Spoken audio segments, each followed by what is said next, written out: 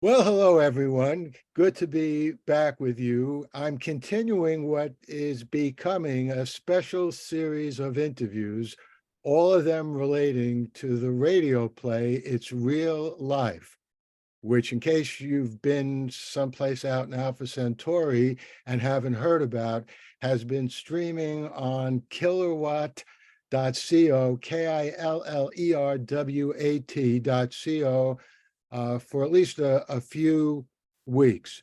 And if you've already heard the radio play, if you haven't, you ought to get with it and listen to it. But if you've already heard it, you will recall that at the very end of the radio play, there's a song played, which I'll tell you about and I'll be talking about with my guest in a few minutes.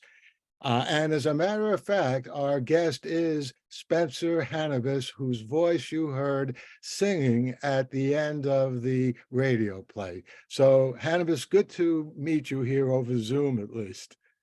Hi, Paul. Nice to meet you. And hello, everyone who's listening as well.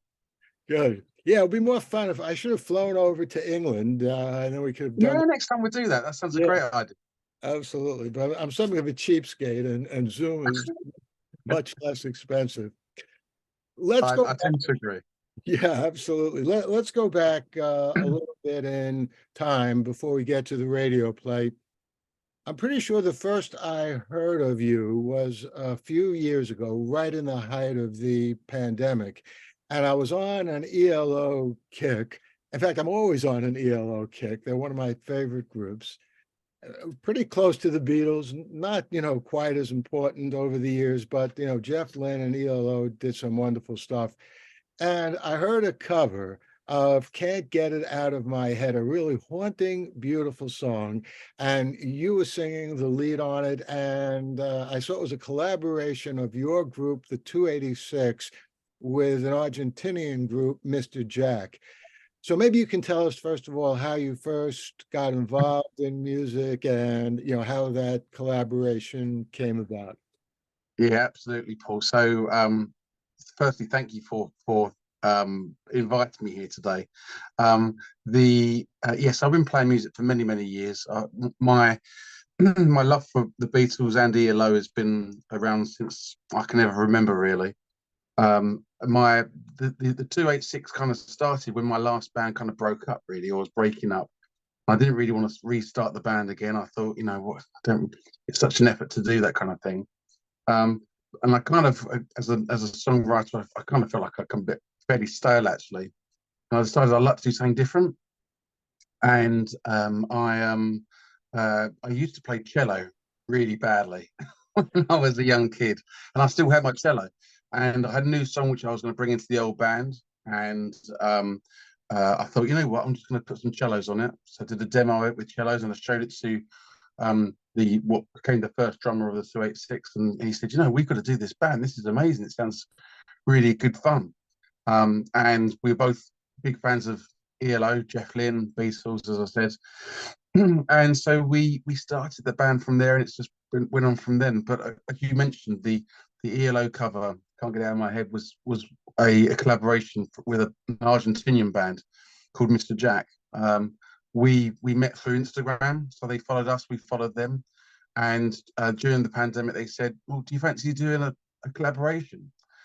So we couldn't do much really in the pandemic, as we all know, musicians didn't really have much of a great time of it really, other than playing, um, doing stuff over social media.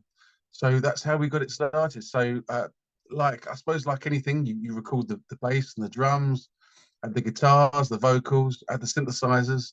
When we were able to get together a bit more, I got together with our the 286 keyboard Madeline, and she added keyboard synths, um, and we released it, and we've had an amazing reaction to the video. It's got had many thousands of likes and views and everything. Um, it's been incredible actually. We're really pleased with it. And on top of that, we did a couple more with Mr. Jack. We've done the Beatles song Penny Lane, and then we followed that up with a cover of English band Genesis, which obviously had Phil Collins as the lead singer in the late 70s onwards. And we did one of their songs called Trick of a Tale. So, yeah, so it's been quite a fruitful collaboration between us and our South American friends in Argentina.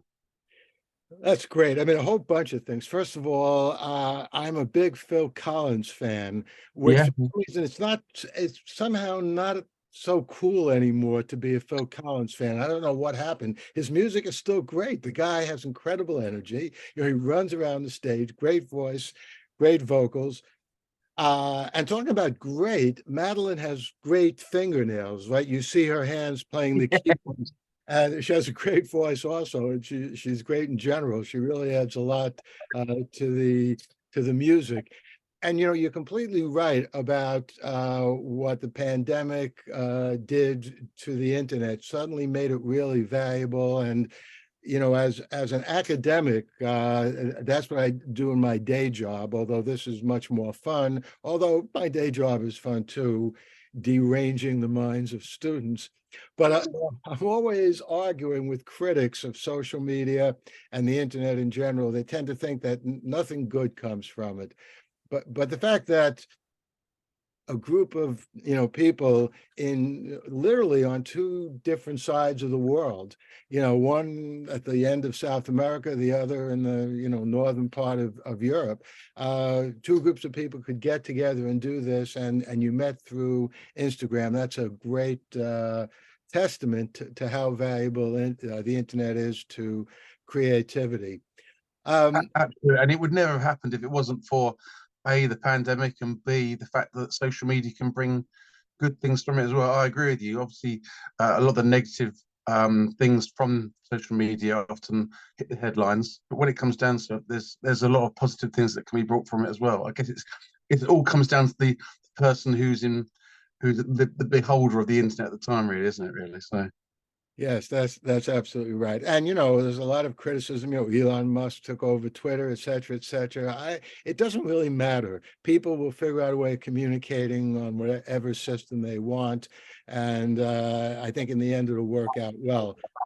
By the way, let me mention you and I do have a whole bunch of things in common. In addition to loving the Beatles and ELO and Jeff Beck's work and Phil Collins, I, as a kid, also started on a pretty much non-rock and roll instrument, the clarinet. Oh Uh, wow, okay. but I don't think I was very good on the clarinet. I think basically I scared every cat out of the neighborhood, I was playing it. Uh, but actually, the cello is a Beatlesque instrument when you think about Eleanor Rigby, and Yeah. George Martin and Paul McCartney did a great job on that. Let's move a little forward in history, and you may know some of this. Probably people who are watching know even much less. So let me tell everyone exactly how it was that I was able to have someone as talented as Spencer do the vocal on that last song in the radio play. It's Real Life. And again, I guess this is something of a spoiler if you haven't seen the radio play, but it's not that big a spoiler. So, don't worry about it if you haven't seen the radio play. In any case, part of alternate history, and when you write science fiction or alternate history, you sort of get a feeling for how you can do it in just the right way. It's not that there are a series of instructions. You just get a sense after a while of where you need to pitch the story. And on the one hand, since it's fiction, it can't just be reality and truth and history the way we know it. But on the other hand, you can't make the fiction so different from the reality that people don't recognize at least something of our reality in that fiction. So at the very end of the radio play, there is a DJ who actually is a real person, Dennis Elsas. He is a real live DJ on WFUV. I'm pretty sure he's happy with the radio play, but you never know. He wasn't. So, and he basically begins talking about a musical, a collaboration between Isaac Asimov, the science fiction writer, and Paul McCartney. Now, a lot of people think I just made that up, but in fact, in our reality, in our true history, Paul McCartney did write to Isaac Asimov and said, "Hey, I have an idea for a musical. How would you like to write, the treatment of the musical, and I'll write the music." And Asimov was thrilled. I mean, I don't know if he was a Beatle fan, but he understood the fame and importance of the Beatles, and they were already pretty famous.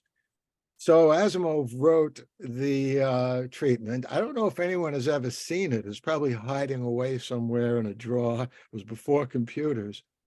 But according to the story, the true story that's come down to us, McCartney didn't like it.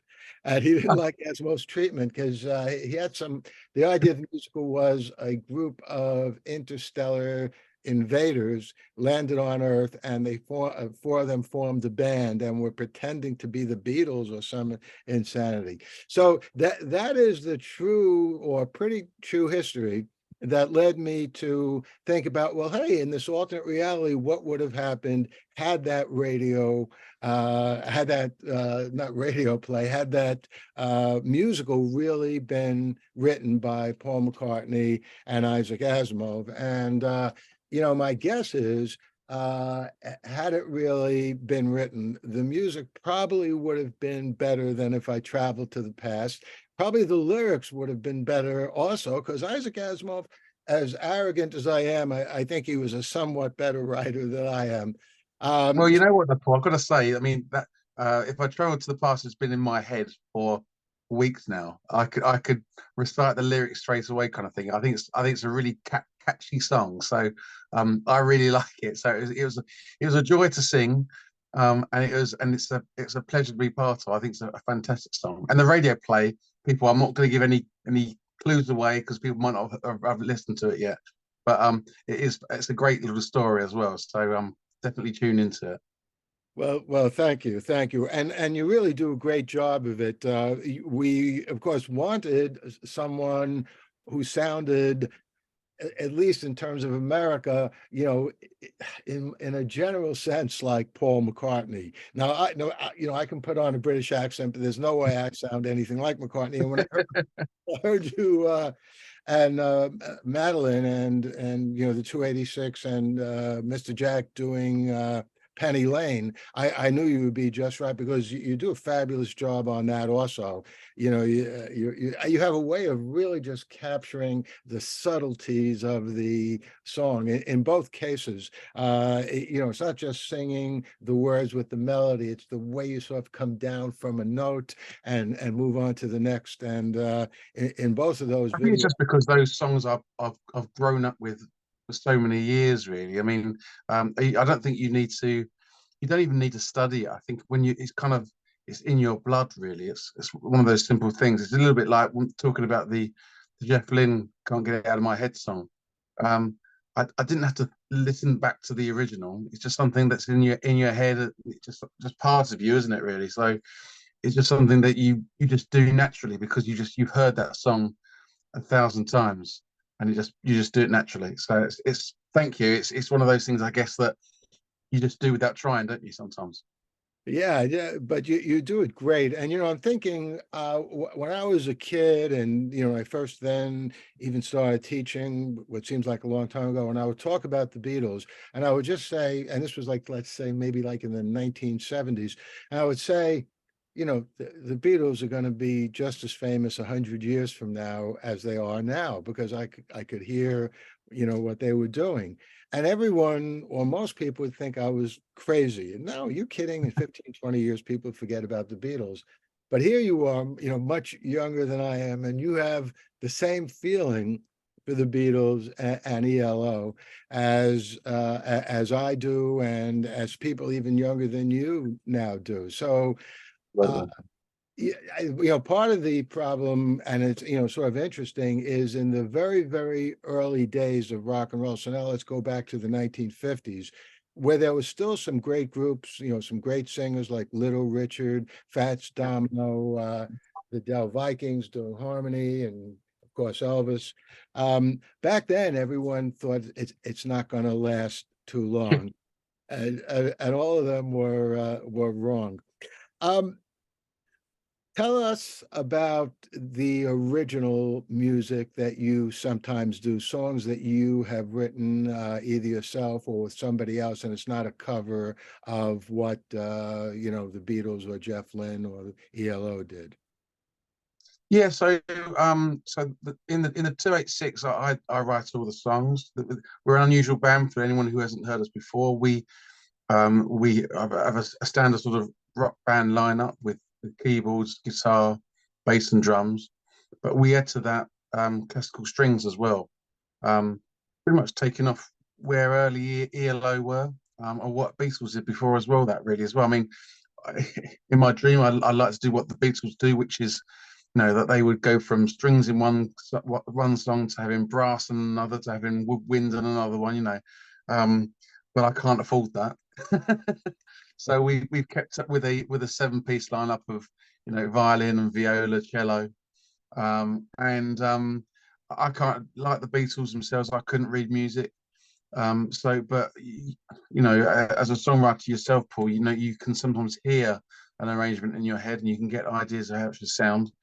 I will work with the strings to come up with an arrangement. Of course, things are a lot easier now when you've got programs on your computer where you can hear the notes that you're writing down and you can delete them rather than rub out pencil and all that kind of thing. It's a lot easier now. So there's a certain amount of it I can do myself, but these guys have been playing their classical string instruments since they were 4 or 5. I mean, I can't imagine a 4-year-old picking up a violin and making it sound nice, but they probably did. So anyone who's not heard us before, yeah, we write our own songs. We have I suppose, like a symphonic pop rock feel to our music. If you like the Beatles, if you like ELO, if you like Genesis or Procol Harum or any of those Moody Blues, any of those kind of bands, um, I'm sure we're worth checking out for you. So please do that. But yeah, we enjoy what we do. We play around London, and we play all around the UK. Really, we'd love to come to the USA one day, but at the moment that's still a pipe dream. Well, we love it if you could come here, and to the Yeah. extent that I have any influence in small clubs, I know a couple of other people. I'll start, talking to them about you. By the way, I love the Moody Blues also. Not only Nights in White Satin, but they're, I'm just a singer in a rock and roll band. Isn't life strange? And even their more recent stuff. I'm only there somewhere. And I'm time. He has it was it Justin? Yeah, Justin Hayward, yeah. Yeah, he's a great writer. He has a great voice, and I don't think they receive enough credit either. I'll tell you like a tiny, brief, true story about the Moody Blues. Back in the '90s, I can't remember what else I was doing. I was already teaching or whatever, and my wife and I went to a Moody Blues concert, and they were really fabulous. Uh, and so I wrote, a review of the concert and sent it off to Rolling Stone, a magazine, and I got back like this really arrogant letter saying, Mr. Levinson, thanks for your article, but you must be living in the past. Our readers. Thing is, though, I mean, it's really interesting talking about social media again. There's a whole load of people who are, really young who love classic rock as well. I think where music is so diverse now, and you have so many different genres of music, there are still people who are young, who still like guitar bands, who still like classic rock, and they can find it now because thanks to Spotify and thanks to Deezer and all those different sort of streaming platforms, they help you discover more artists that are like the bands you already like. So I think there's a new world, a whole new sort of group of young people now who are finding classic rock and 60s and 70s music, which they may never have found beforehand unless they were going through their parents' vinyl collection or something. So again, I think a lot of people put down digital stream and everything, but again, it can help you actually discover more music if you so wish. If you want to try to find that kind of stuff, you can do. Yeah, no, I think you're completely right. Tell me and our listeners more about the joys of playing in person, because I think there really is something unique about this. I mean, even on the teaching level. During the pandemic, I was teaching through Zoom, which was good. It's in many ways, more convenient for me. I don't have to drive any place, just, move from one room to another and then talk my head off into a Zoom camera. But as good as that can be, it is missing a certain energy, a certain vibrance that, as a teacher, I feel when I walk into a classroom. And it's been years since I performed, but when I did years ago, I remember that. So maybe you can tell us something about that. The way that when you perform and you have a connection with a live audience, it really sort of becomes embedded and very stimulating to your continuing work. I think it does, and I think the pandemic taught us one thing, and you don't have to even have to be a musician to realise this. I think social interaction is quite important to us all, whether that's a musician or whether you're just talking to friends and family. But just specifically on a music perspective, you're quite right. So during the pandemic, for example, we were just doing stuff like still recording, still have to do interact with people through social media, but it's not the same as a face-to-face thing. We love playing live, and we play live in clubs and bars and around London all the time. And it's great, whether it's a huge stage where you could barely see people because it's so big, or if it's a tiny little bar which only holds 30 people. It's still great. In fact, in many ways, playing it to a much smaller bar is more intimidating almost, but almost more electric than if you're playing in a huge hall or something. And we really love it. I mean, you get that reaction from the audience, you get that buzz, and that buzz makes you want to do it over and over again and doesn't want to stop. And it's probably that really drives you to write more music, be more creative, and we like to interact with the audience as well. So it's a nice thing to do, right? Just talking to people, but also see them enjoying what you create, and whether they're dancing or singing along, it's just great to see. Do you have any videos of some of your live performances up on YouTube? Uh, I don't know if there's too much on YouTube, because we tend to just do what we normally do. If you follow us on Instagram or on Facebook, all our gigs we tend to stream live. So whilst we don't normally keep them because they tend to sort of move on to the next one, and then there's another one the following week, whatever. Yeah. So if you do follow us on Instagram or Facebook, just type in the 286 being numbers, and then you'll get reminders when during the weekends when we are playing, and you can watch all our live performances there and then straight away. Good. Well, what I'll do in the show notes to this interview, in the episode show notes, is put in links to your Instagram account and your Facebook account. And I mean, it's an interesting thing. I'm always torn between those two things. I like the permanency of a lot of Facebook, all of Twitter, and obviously, as you probably know better than I, the idea of like stories that are only up there 24 hours, or, yeah, and this is like where the concerts come in, and on Snapchat, yeah. So on the one hand, it's more like a live performance, because in reality, when you see something, that's it. You see it, then it's gone, and then you have your memories. But I always sort of miss that. Oh, I'd like to go back the next day and see it. By the way, have you watched any of the Analogs videos? There's a Yeah, group. absolutely. I think they're fantastic. The Dutch band, aren't they? Yes, that's right. They're I think they're amazing. fantastic. They actually recreate Beatles albums in their entirety, don't they? So they do like the whole of Abbey Road, or they do the whole of Revolver or something, don't they? Yeah, and in fact, they're very specific. They know, as everybody else does, that the Beatles stopped touring. I guess in the last tour was in San Francisco, Candlestick Park in 1966. So I don't, I think they might have sung some songs from Rubber Soul, Mm. but starting with Revolver, were not touring anymore, and so the Analogs have systematically uh, tried to do every song on an album, not on an album. They have a pretty good version of the Ballad of John and Yoko. which for some reason over the years has become one of my favorite songs. You want to try doing that?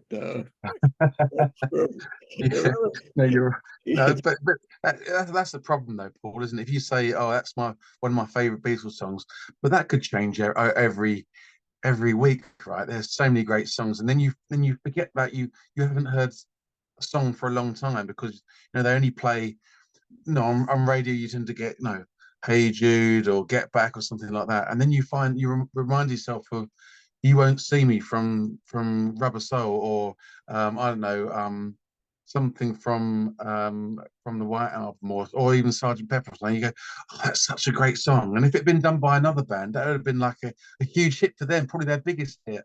But to the Beatles, just like an album track. It's crazy. Yeah, no, you're right. I mean, everything they did just about was genius. In fact, I think the weakest Beatles songs, the weakest Beatle records, and they're pretty good too, are when they do other people's songs. I mean, some of Yeah, them are great, like Twist and Shout, yeah. Lennon like, screaming his lungs out. I mean, that just was like unbelievable. But I guess my least favorite Beatles songs is like Paul McCartney, doing some, I don't know, some show tune from the late 19 Yeah, till there was you or something like that. Yeah, yeah, sure. but on the other hand, I mean, just about everything else they did, and was great. I'll tell you another little known thing about me, and I actually wrote a little article about it, and I occasionally mentioned it. When I first heard Sergeant Pepper, and of course it was vinyl back then. I bought the thing like here in June 1967, ran home, put it on my record player, as we called it then. And I remember listening to it, and I called my girlfriend. She said, well, what do you think of it? I said, I don't know. It's not as good as Revolver or Rubber Soul. It really went off the deep end here. But then, in my young brain, I realized something. I realized that if there was a conflict between me and the Beatles, a conflict between what I liked and what the Beatles liked doing, it had to be that I was the one who was wrong, not the Beatles. It's not that the Beatles produced a bad album. I just was not getting what they were trying to do. So I listened to the album a few more times, and pretty soon I began thinking it was a wonderful album. Although to this day, I'm always torn between those three albums, Sergeant Pepper, Revolver, and Rubber Soul. What would be your favorite album of those three if you had to just pick one? I would go for Rubber Soul Yeah. personally, but it's like choosing between your children, really, isn't it? It's one of those things. I mean, um, when I first got into Beatles, I was about 9 or 10. I can definitely remember thinking that there was a I actually think that Sergeant Pepper's got a bit of a darkness to it. There's a bit of a scary edge to it. I definitely remember thinking that when I was 9 or 10. There's something about this thing a little bit sort of sincere. Yeah, just a bit dark about the whole thing, a bit sort of like scary when you're a young kid. Um, Revolver's a great album, and it always will be. And Revolver, in many ways, sounds the most modern of those three albums in terms of it. It could have come out in 1999 or something easy, and it wouldn't stand out. It wouldn't be out of place at all. But I think in terms of those three, I think Rubber Soul is a great album. Some of those songs are really, really good. And I mean, even things like it's hard to tell, isn't it? I mean, I was about to say even something like You Won't See Me, which I think I mentioned before. Great. What a great song that is. It's not even a single. No one's no even didn't Right. even do that. And that's just such a good song. And then you got Nowhere Man. And I mean, obviously in America, I think the Rubber Soul was slightly different with it, wasn't there? Because it was more, you had a few of the songs from like I've just seen her face. I think was on the original Rubber Soul. I think for you guys, Yeah. because they weren't in alignment, were they, back in the day? There, Um, there but were so I'm guessing when was the first time you heard the English version of Rubber Soul? uh, actually my girlfriend, the same girlfriend, Tina, who later became my wife, and we're still married, and we have kids and grandkids, so it worked out okay. And probably the Beatles were one of the reasons, because we both love the Beatles. But the first time I even became aware of British versions is she went to England at some point where I was like, taking courses at NYU and I couldn't get away. And she came back with a couple of the British versions of the albums, and she said to me, "You're not going to believe this. They're different, than the American versions." And I was saying, "What? Why is that?" And I later found out this is, basically these record companies, all they care about is making money. Yeah. Say it. So What did you think of the reverb? I haven't heard both of them because obviously the United States version has got this heavy reverb and all the songs. It sounds like they're playing like in a cave, doesn't it? it does. I like the British versions much better. Do you? Okay, it's Yeah. interesting. I didn't know whether it might be because you grew up with the English the American versions. You would probably would prefer that or not, but that's interesting. Yeah, no, the British versions are tighter. They just sound better. The American versions, you're talking about reverb. It almost sounds in the American versions. I didn't think that at the time, but having listened to both, in the American versions, it almost sounds like here, Capitol Records was the name of the company. Here's the same Yeah, company at EMI in England. And that was before the Beatles formed Apple Records. It's almost if here in America, the people at Capitol Records were a little insecure and worried about it, because Rubber Soul is a pretty different album compared to the earlier albums. It it really is. was Yeah. the break with the original early Beatles, and so they threw a lot of reverb on to say, okay, that'll sort of distract from the differences. Yeah, But it's true. But it's interesting because even back in those days, I mean, another band that made it in America, which was big, was Dave Clark Five, obviously, yeah, and they specifically, I think, went for a high reverb sound. If you listen to their songs, yeah. there's a lot of reverb going on in their songs, both on the English and the American versions. So they clearly picked up on that. I thought, that's what the Americans want. Yeah. So they put it on all their songs. Yeah. Well, I'll tell you, my first album is an album called Twice Upon a Rhyme. It came out in 1972. It was such a big hit. I waited almost 50 years for the second album to come up. I was waiting to build up an audience. I'm still waiting, but yeah, but the second album, Welcome Up Songs of Space and Time, most of the songs there also, the producer put a ton of reverb on it. I think they're good songs. His name is Chris Hoisington. I just want to give him a public acknowledgement. He did a great job as a producer, but I don't know why he wanted to bathe almost every song in reverb. By the way, I have to say about Rubber Soul, there's one song in particular that I read somewhere that John Lennon didn't like, but I think it's one of his all-time best songs, and it's Only Love is the name of the song. Oh yeah, yeah, It's yeah, great only song. love, and that is all. I mean, it just grabs you. It's so quintessentially Lennon. It's just, not only his voice, but just his way of looking at the world comes through in that song. And Yeah, in his Playboy interview, he really slates it, doesn't he? In 1980, he really sort of like criticized it quite badly. But I think he did try to sort of deconstruct most of his songs in those days. And I think he once said that he would have, if he had a chance, he would re-record every single Beatles song he ever did because he wasn't happy with how he sounded or how it sounded in general.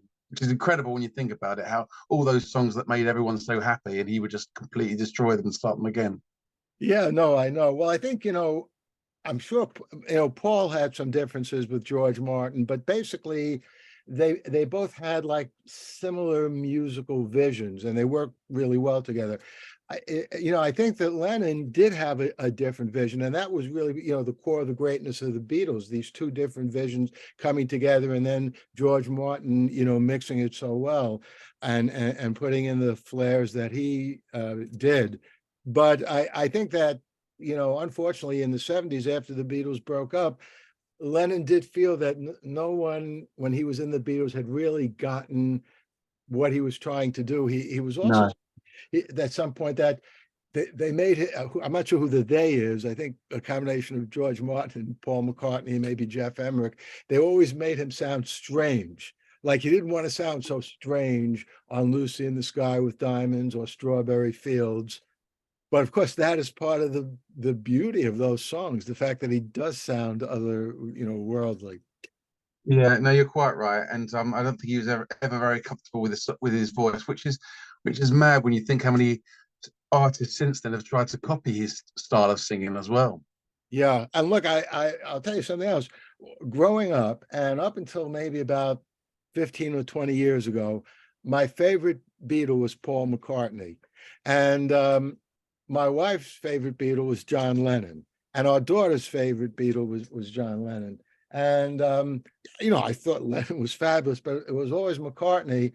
But in the last 10 or 15 years, right now, if I had to say, I mean, they're both unbelievably great. I would say it's now probably Lennon, which in a way gets back to its real life. Because as I say, every time I talk about this, to me, having grown up, in the 50s, in the 60s, and, all the assassinations that took place in the United States in the 60s, but it was the assassination of John Lennon here in New York City in 1980. That's something that really got to me, and I still haven't gotten over. And that's really Do you remember where you were when it happened, Paul? where was I when it happened? Yeah, yeah. Yeah.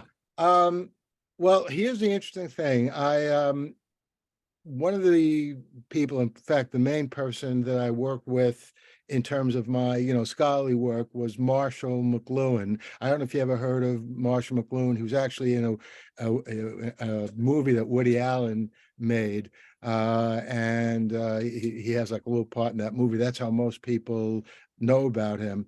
But and I was working with McLuhan beginning, I guess, like in the late 1970s. We worked on several articles together, and he died at the end of 1980. And my wife and I were literally preparing to go up to Canada the the following morning for McLuhan's funeral when we heard the news about John Lennon dying. And we would have, and look, as much as I love McLuhan, I don't know what I would have done, but we had paid a lot for the tickets. We didn't have that much money then, and we couldn't just change the flight. So we went up and, rather than immediately mourning John Lennon. So, um, but it's having grown up in New York City, I know obviously New York City like the back of my hand. I know where the Dakota is, and when I became a science fiction writer, I always was like sort of playing with that a little bit. I wrote a novella called Loose Ends, and I developed it into a novel, and it was nominated for some awards. And even in that novel, I have a character. It's a time travel novel who wants to go back in time and stop that assassination, that killing from happening. Of course, one of the problems, and when you write science fiction, you always deal with this. If you stop one bad thing from happening, very often the character finds out that what you've done is you've unleashed other bad things which happened. And sometimes in some, you talk about like depressing, stories. Sometimes in a science fiction story, you go back in time to stop some terrible tragedy, and you learn near the end of the story you were the one who caused the tragedy to happen. You did something where if you had minded your own business and not gone back and so um, that's one reason why it's real life. I was almost tempted to write it as a time travel story, but I decided instead to write it as an alternate history story. So there's a hint of time travel in there. Isn't that great? That's a great engaging story anyway, because you know who wouldn't want that different alternate universe where John doesn't die. I think that I can't imagine anyone who wouldn't want that not to happen, and to live in a world where because you can't imagine a world where an alternate universe that if he had lived, for example, he would have been part of Live Aid, for example. You know that John would have been part of that, and you know that almost certainly the Beatles would have got together again in the 80s or the 90s, guaranteed, because it was almost inevitable that they were getting back to they seemed to be in better terms by the end of the late 70s as well. So it's just so enticing, the fact that if that had happened, it probably were all those good things would have continued and taken place as well. Absolutely. And the way I think of Real Love and Free as a Bird, but I've always loved Real Love even more than Free as a Bird, is we are the ones who are living in the deformed universe where you have the three live Beatles get together and Jeff Lynne produces this, these two records with the three live Beatles and John Lennon's voice from this series of demos. And what that is, if you follow that stream of logic, is that's a reflection of the way the universe was meant to be, which is John Lennon alive in that studio, still maybe with Jeff Lynne producing, singing those two songs. And that's what I was sort of trying to get the reader and now the listener to think about. Why don't we wrap this up with you telling me and our viewers what's next for you, what's next for the 286, live appearances coming up, recordings, albums? Yeah, all of that really when it comes down to it, Paul. So then funnily enough, this last week we just been in the studio, just finished recording 5 new songs, which is really exciting. So we've got loads of new songs that are now in the tin, hopefully ready to release at some point very soon. What else is coming? Well, what Beats are related as well. So in May we'll be playing in the legendary Cavern Club up in Liverpool. We're playing as part of something called the International Pop Overthrow, which is a festival which runs not only here, so in New York, Chicago, as well, things in LA or San Francisco. So there's only some on the West Coast as well. Yeah, that tour comes over to Liverpool in May, and we'll be part of that, which is going to be good fun. Yeah, so apart from those two, we'll still be on social media. We do our little live chats every so often. We'll be releasing some new videos very soon. Yeah, just enjoying our music, and hopefully a few of your listeners might have a chance to tune in and follow us and like our music too. Well, I'm going to do my best to promote you and the 286 and even Mr. Jack to the absolute max. As you probably know, because we've been friends on Facebook for a while, I'm like a nonstop promotion machine. Some people in the academic world don't like it. My response to them is too bad. They don't like Too it. right, exactly, and too right as well. Exactly right. So listen, this is great. And I just want our listeners to know today is Tuesday, April 4th. It's about 6 p.m. here in New York. That makes it about 11 p.m. in London. And I think this interview really went well. I'm going to put it up on YouTube in the next hour or so. And then a couple of days from now, I'm going to also put up this interview on my podcast, Light On, Light Through. It'll be just an audio interview. And I am going to finish that interview, not only with Spencer's recording of If I Travel to the Past, but I'm going to ask Spencer now to send me recordings of 2 of his original songs that he has done himself with the 286, and I'll put those up as well. So that'll be coming up in a couple of days. And back to what I was saying about being a promotion machine, if you're watching this, don't worry, I'll be posting links to it all over the known and unknown universe. So listen, thank you very much, Spencer. It was really a pleasure, and I look forward to more great music and some more great collaborations between us in the future. Yeah, thanks, Paul, and thanks for having me. And good luck everything with the radio play as well. Fantastic.